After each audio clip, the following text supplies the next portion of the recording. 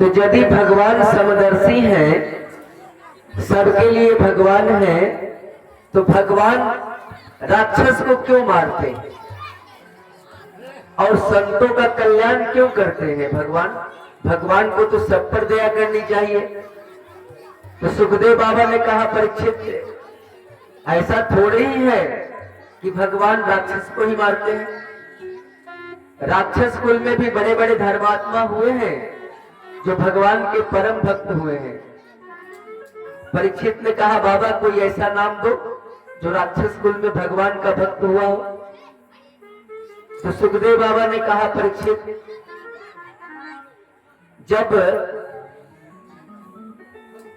हिरणाक्ष को भगवान ने बराह रूप में मार दिया, तो हिरण्यकश्यपु हिरणाक्ष का भाई था, घोर तपस्या करने लगा।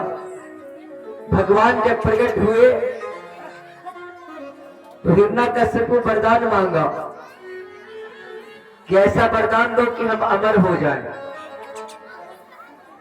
ब्रह्मा बाबा बोले कि अरे हिरण्यकश्यपु, अमर तो हम भी नहीं है, तो अमर का वरदान तुझे कैसे दे?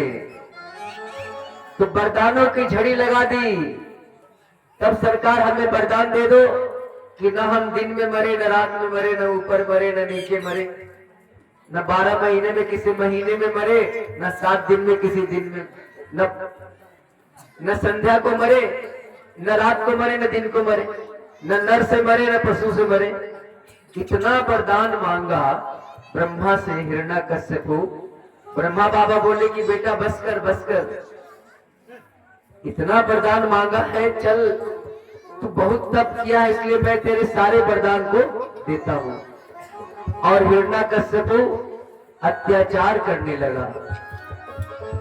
हिरण्यकश्यपु के कुछ लड़के थे, उनका नाम था राग अनुराग संग्राद प्रहलाद। सबसे छोटा लड़का भगवान का भक्त था प्रहलाद जी। हर समय भगवान का नाम लिया करते थे। हिरण्यकश्यपु बहुत प्रयास किया कि भगवान का नाम लेना प्रहलाद छोड़ दे। इसके लिए इतना दंड प्रहलाद को दिया, इतना दंड प्रहलाद को दिया, पानी में फेंक दिया, प्रहलाद जी बच गए। पहाड़ की चोटी से पटका, प्रहलाद जी बच गए। जाको राखे साइया, मार सके न को। अब हिरण्यकश्यपु की बहन थी होलिका, जो हम लोग सम्मत जलाते हैं, होलिका दहन।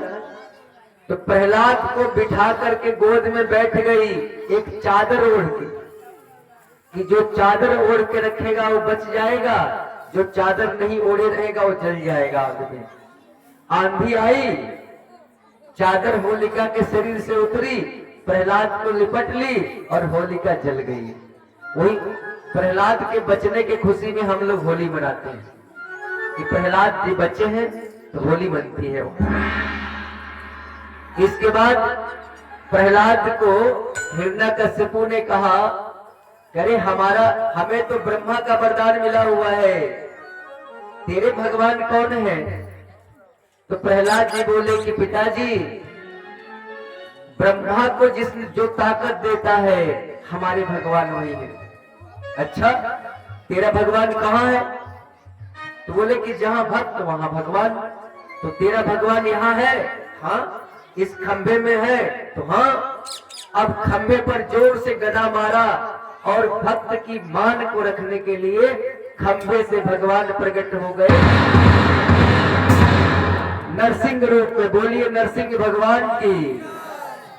अब नरसिंह भगवान ने हिरण्यकश्यपु को अपने गोद में लेकर के दरवाजे पर देहरी पर बैठ गए, क्योंकि वरदान मांग लिया था, न घर में मरे न बाहर मरे, न नीचे मरे न ऊपर मरे, इसलिए भगवान ने गोद में ले लिया।